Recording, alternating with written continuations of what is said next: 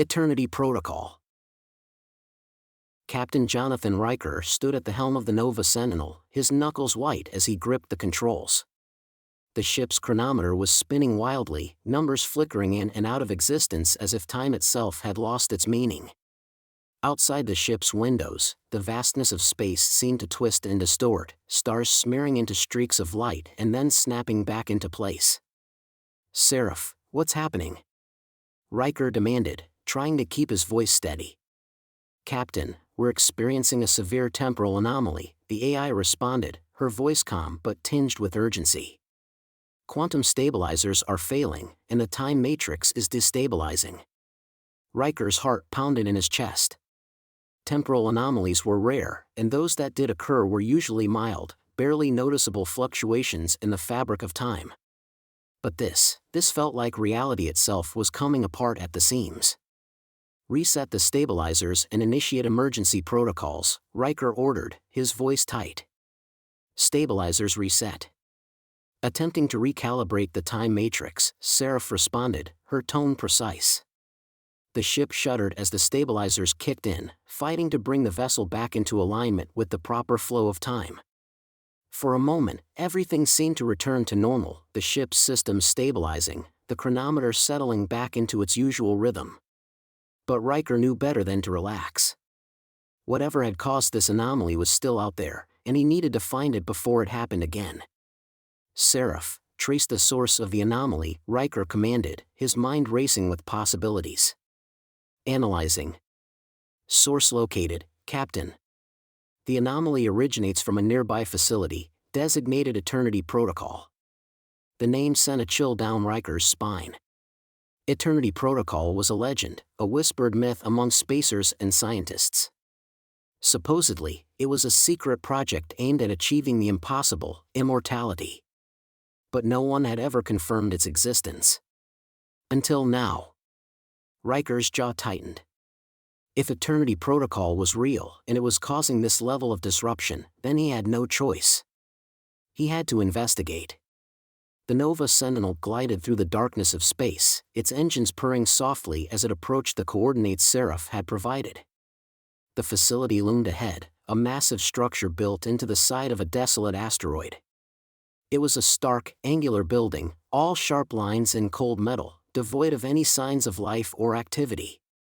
Yet, it thrummed with an eerie energy that made the hair on the back of Riker's neck stand on end. As Ryker guided the ship closer, he couldn't shake the feeling that he was being watched, as if the facility itself were aware of his presence and was silently judging him. "Seraph, establish contact with the facility," Ryker ordered. There was a brief pause before a crackling voice came through the comms. "This is Dr. Amelia Voss. Identify yourself." "Captain Jonathan Ryker of the Nova Sentinel," Ryker responded. "Your facility is causing massive temporal disruptions. I'm here to find out why." For a moment, there was only silence. Then, Voss spoke again, her voice clipped and formal. "Captain Ryker, this is a restricted area. You have no authority." "With all due respect, Doctor, your experiment is tearing apart the fabric of time," Ryker interrupted. "I think that gives me plenty of authority." There was another pause, longer this time. Finally, the docking bay doors creaked open, revealing a dimly lit hangar. "You may dock, Captain," Voss said, her voice heavy with reluctance. Ryker guided the Nova Sentinel into the bay and docked the ship with practiced precision.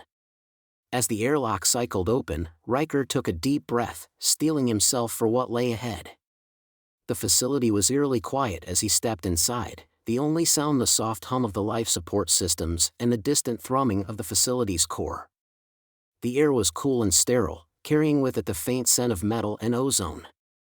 He followed the dimly lit corridors, his footsteps echoing on the metal floor, until he reached the control room. There, he found Dr. Amelia Voss, standing amidst a sea of holographic displays. She was a tall, slender woman, her hair pulled back into a tight bun, her eyes sharp and calculating. The displays around her showed complex temporal equations and simulations, lines of data scrolling endlessly across the screens. "Dr. Voss," Ryker began, trying to keep his tone neutral. What exactly is going on here? Voss turned to face him, her expression guarded. The Eternity Protocol was designed to transcend mortality, Captain. We were trying to create a state where human consciousness could exist outside of time, free from the constraints of aging and death. Ryker stared at her, barely able to process what she was saying. You were trying to make people immortal? Voss nodded, her eyes gleaming with a strange intensity. Not just immortal, Captain. Eternal. Existing in a state beyond time itself. Ryker shook his head in disbelief. But something went wrong. Yes, Voss admitted, her shoulders slumping slightly. The process didn't just extract consciousness from time, it broke time itself. The rift you experienced was the result of our initial trial. The temporal fabric is unraveling, and if we don't fix it, the entire universe could be at risk. Riker's mind raced as he absorbed Voss's words. The scope of what she was saying was almost too vast to comprehend. How do we fix it? He asked, his voice steady despite the turmoil inside him. Voss sighed, her expression weary. There are specific points in the timeline where the rift is weakest, what we call temporal nodes. These are moments in history where significant events occurred, moments that shaped the course of time. We need to travel to these nodes and repair the damage by stabilizing the timeline. Ryker frowned. How do we stabilize the timeline? Voss walked over to a console and tapped a few keys, bringing up a holographic projection of a temporal stabilizer, a device designed to repair the fabric of time by realigning it with its original path. Using these, she said, handing one of the devices to Ryker. But be warned, Captain. Each node we visit will require us to make difficult choices. We'll be tampering with pivotal moments in history, and if we're not careful, we could cause even more damage. Ryker examined the stabilizer in his hand, feeling the weight of responsibility settle on his shoulders. How many nodes are there? 5, Voss replied, her voice grim. And the further we go, the more unstable the timeline becomes. Ryker nodded, determination hardening his resolve. Then let's get started. Their first destination was Earth's prehistoric past. Voss activated the temporal displacement system, and in an instant, they were transported to a dense, humid forest, the air thick with the scent of earth and vegetation. The sounds of the prehistoric world surrounded them, the calls of distant creatures, the rustle of leaves in the breeze. Before them, a group of early humans was preparing for a battle. Two rival tribes were on the verge of a brutal conflict, and this battle would determine the formation of the first tribe, a crucial step in human evolution. But something was wrong. The timeline had been distorted, and the battle was turning into a slaughter. If it continued, the tribe would be wiped out, and humanity's future would be jeopardized. We have to stop this, Ryker said, his voice tense as he activated the stabilizer. But how? Voss scanned the scene, her mind working quickly. We can't intervene directly. If we do, we risk altering history even further. We need to guide them, subtly influence the outcome without being noticed. Ryker nodded and approached the scene cautiously, staying hidden among the trees.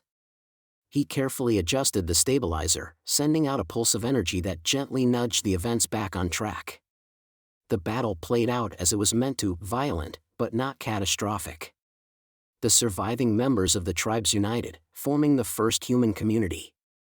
As they returned to the present, Ryker felt a sense of accomplishment, but Voss looked troubled. This was just the beginning, she murmured, her voice heavy with foreboding. The further we go, the harder it will get. The second node took them to a distant future, a time when humanity had colonized countless worlds but was on the brink of collapse. A powerful leader who was meant to bring hope and unity had been assassinated, plunging the galaxy into chaos.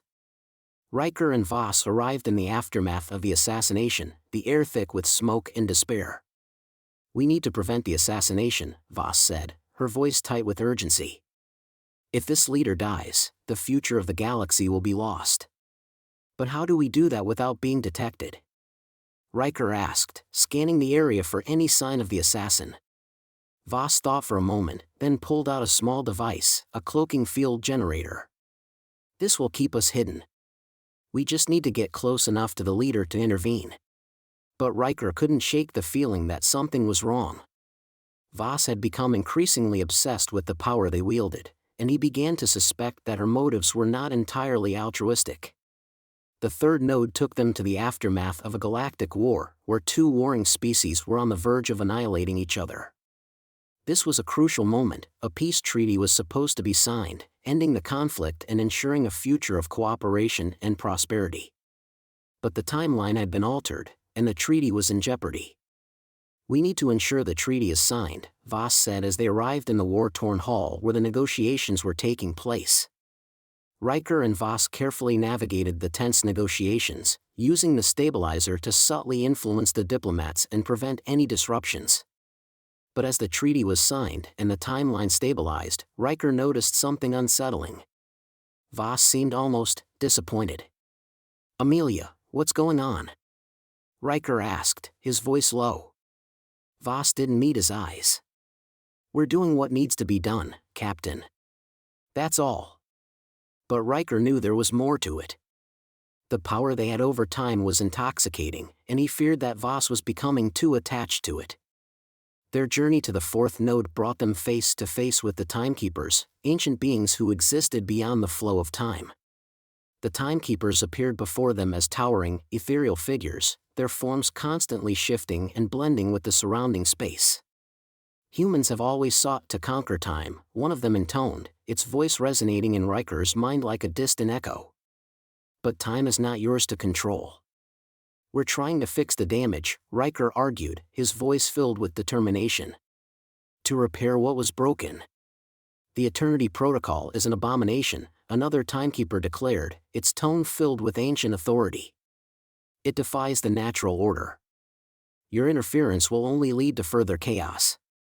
Voss stepped forward, her expression fierce and defiant. "We are advancing, evolving beyond your understanding. Humanity deserves to transcend the limitations of time." The Timekeepers regarded her with something that might have been pity. "You are blinded by your ambition, human. You seek to control what cannot be controlled. You have been warned. Continue on this path, and you will face the consequences." As the Timekeepers faded from view, Ryker turned to Voss, his concern growing. "They're right, Amelia. We're tampering with forces we don't fully understand." Voss's eyes flashed with determination. "This is our destiny, Ryker. We're on the brink of something incredible. We can't turn back now." The fifth and final node was deep within the facility itself, in the heart of the Eternity Protocol's core. As they prepared for the final repair, Ryker accessed the facility's records, searching for more information on the protocol. What he found left him cold. The protocol wasn't just about achieving immortality, it was about control.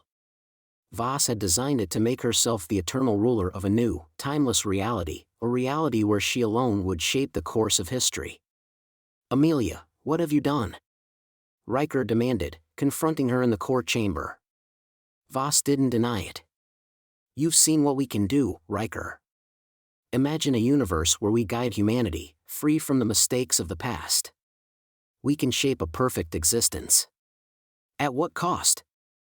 Ryker shot back, his voice filled with betrayal. "You're playing God, Amelia." Voss raised the device that would complete the protocol, her expression hardening. "Join me, Ryker. Together, we can create a new reality. One where there's no death, no suffering. Only progress." But Ryker couldn't do it. He couldn't allow one person to hold such power. "I'm sorry, Amelia," he said, his voice heavy with regret.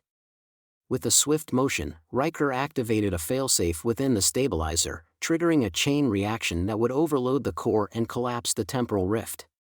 The facility shook violently as alarms blared, the walls cracking and buckling under the strain. Voss screamed in rage, trying to stop him, but it was too late. The entire structure began to tear itself apart as the temporal energy built to critical levels. In a final act of sacrifice, Ryker used the Nova Sentinel's quantum drive to contain the explosion, absorbing the temporal energy and sealing the rift. As the drive activated, Ryker caught one last glimpse of Voss, her face twisted with fury and desperation, before everything was consumed in a blinding flash of light. When the light faded, the facility was gone, and time was restored. The universe continued on its natural course, the timeline repaired and the rift sealed. But Jonathan Ryker was gone, lost in the process. Or so it seemed. In a distant corner of the galaxy, within the remains of the Nova Sentinel, a figure sat alone, staring out at the stars. Ryker was trapped in a loop, reliving his final moments over and over, a tragic reminder of the dangers of playing with time. The Eternity Protocol was erased from history, its secrets buried forever. Humanity moved forward, wiser and more cautious of the boundaries they dared not cross. The legend of Captain Jonathan Ryker lived on, a hero who gave everything to save the universe from the dangers of its own ambition. And somewhere, deep in the infinite expanse of space, time continued to flow, untouched and eternal.